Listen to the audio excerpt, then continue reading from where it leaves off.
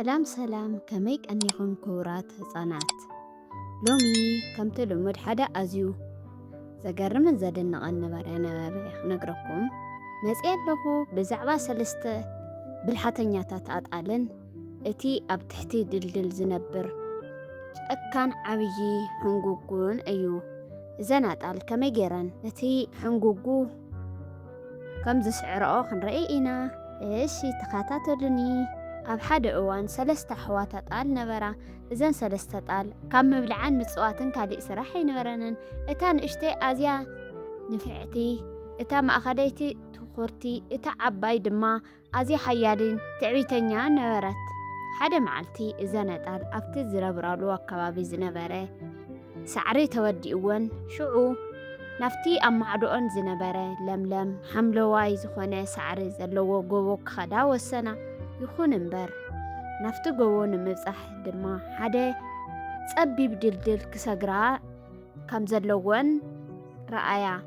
እቲ ዘሕዝን ድማ ኣብቲ ትሕቲ ድልድል ሓደ ኣዝዩ ዘፍርሕ ቀይሕ ዒንቲ ዘለዎ ዓብዪ ኣፍንጫ ነዊሕ እዛን ዘለዎ ዓብዪ ሕንጉጉ ይነብር ነበረ።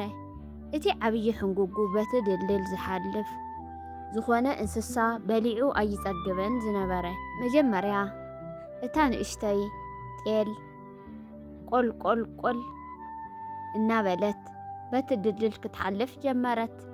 ሽዑ እቲ ሕንጉጉ ብጭካነ መን እዩ ኣብዚ ድልድል ኮፍ ዝብል ዘሎ ኢሉ ተዛረበ። እታ ንእሽተይ ጤል ፈሪሓ እናተንቀጥቀጠት ኣነ እታ ንእሽተይ ጤል እየ ሳዕሪ ክበልዕ እየ ዝኸይድ ዘለኹ በለቶ። እቲ ሕንጉጉ ድማ ሕጂ ክበልዓኪ እየ በላ። ንሳ ግን ብብልሓት በጃኻ ኣይትብልዓኒ ኣነ ንእሽተ እየ ኣየፅግበካን ድሕረይ ሓፍተይ ኣላ ትመፅእ ንሳ ከዓ ካባይ ዝዓበየት እያ በለቶ። እቲ ሕንጉጉ ድማ ዝያዳ ክፀግብ ስለ ዝደለየ እሺ ሕለፊ በላ። ቀፂላ እታ ማእኸለይቲ ጤል ቆልቆል እንዳበለት ክትሓልፍ ጀመረት። እቲ ሕንጉጉ እንደገና ብቁጥዐ ተስዐ። መን እዩ ኣብዚ ድልድለይ ዝረግፅ ዘሎ በላ። ንሳ ድማ ኣነ እታ ማእኸለይቲ ጤል እየ በለቶ። እቲ ሕንጉጉ ሕጂ ክበልዐኪ እየ በላ። ንሳ እውን ከምታ ሓፍታ ኣይትብልዐኒ ድሕረይ እቲ ዓባይ ሓፍተይ ክትመፅእ እያ ንሳ ካባይ ዝሰብሐትን ዝዓበየትን እያ በለቶ።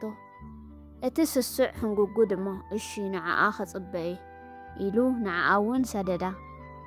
እታ ሳልሰይትን ናይ መወዳእታ ጤልን መፀት ዱብ ዱብ ዱብ እናበለት ብሓይሊ እናረገፀት መፀት። እቲ ሕንጉጉ ሕጂ ዝበልዖ ረኺበ ኢሉ ናብ ልዕሊ እቲ ድልድል ደየበ። ሕጂ ክበልዓኪ እየ ኢሉ ተዛረባ። እታ ዓባይ ጤል ግን ኣይፈርሐትን። ንዓሞ ፈትነኒ በለት። በቶም ሓያላት ኣቕርንታ ነቲ ሕንጉጉ ብሓይሊ ወግአቶ። እቲ ሕንጉጉ ሚዛኑ ስሒቱ ናብ ዓሚቕ ቃላይ ኣተወ። ናፍቲ ዓሚቕ ተሓቢእዎ ዝነበረ ትሕቲ ድልድል ተደርበየ። ካብቲ ግዜ እቲ ጀሚሩ እቲ ሕንጉጉ ኣብቲ ዝኣተዎ ቃላይ ጠፍአ። እተን ሰለስተ ጣል ድማ ብሰላም ናፍቲ ለምለም ሳዕሪ በፂሐን እናተፃወታ እናበልዓ ብሓጎስ ተቐመጣ። ትምህርቲ እቲ ዛንታ ብሓባር እንተኮይንካ ብልሓት እንተተጠቒምካ ንዝኾነ ይኹን ዓብይ ፀገም ክትሰግሮ ትኽእል ኢኻ። ከመይ ረኺብኩማ እዛ ነበረ ላይክ ሼር ሰብስክራይብ ኣይትረስዑ። ሰሰናይ ንዓኹም። ቀፃሊ ክስካዕ ንራኸብ። ደህና ሁኑ ህፃናት።